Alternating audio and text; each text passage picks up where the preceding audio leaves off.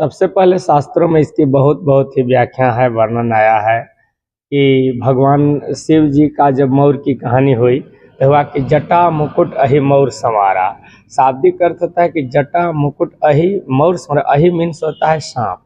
मतलब उन्होंने सांप का ही मौर को सजाया, लेकिन मौर बांधने की विधि थी। अब रहा बात कि इसमें जो हमारे बहनोई हुए या जो हमारे बड़े बुजुर्ग गार्जियन हुए, कहीं फूफा लोग भी बांधते हैं, इस तरह के कहीं कहीं मान्यता है, लोकाचार है इसको। लेकिन जो मेरे यहाँ झारखंड बिहार के अंतर्गत है तो अत्यधिकतर बहनोई ही करते हैं। अब उनका शाब्दिक अर्थ ये है कि जब उनके सिर पे उस सेहरा कहिए, चाहे उसको मौर कहिए, मुकुट कहिए, जिस रूप में भी इसको देखा जाए, तो उसको एक सर को ढकने के लिए, मतलब कि सीधा सीधी बात ये रखा गया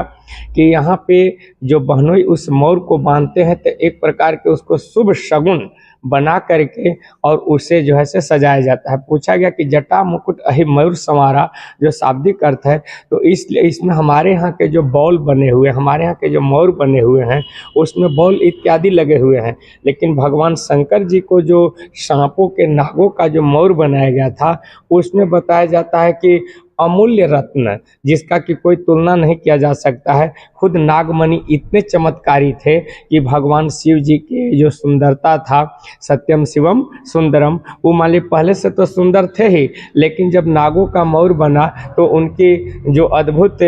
सुंदरता थी और बढ़ गई। रहा बात कि इसको सेहरा बांधने का शाब्दिक अर्थ ये है कि जो दुल्हा का सर है वह स्वतः एक सुरक्षित धार्मिक कार्यों से वह जो है से सुरक्षित रहे, मतलब कि बंधा रहे एवं ढका रहे, मतलब एक शुभ शुभ शगुन का प्रमाण है। इसे हुआ कि भाई कब से ये कार्य आ रहे हैं, तो पहले से भी थे, लेकिन इसे विशेष रूप में त्रेता युग में भगवान श्री राम जी जब मौर को धारण करते हैं, उस समय से हमारे यहाँ के जितने भी भाई बंधु हैं, जो भी कन्याओं के शादी में हम लोग जाते हैं, तो सभी अपने मौर को बांध करके जाते हैं। सिर मौर का शाब्दिक अर्थ ही है कि हम शुभ कर्म करने के लिए जा रहे हैं, इसके चलते हम मौर को धारण करते हैं। अब उसी को कोई मुकुट का रूप देता है, कोई सेहरा का रूप देता है, लेकिन ओरिजिनल उसे मौर कहा जाता है, उसे सिर मोर कहा जाता है कि इनका सर हर समय धार्मिक कार्यों के लिए ऊंचा है, और वह सर पे ऐसे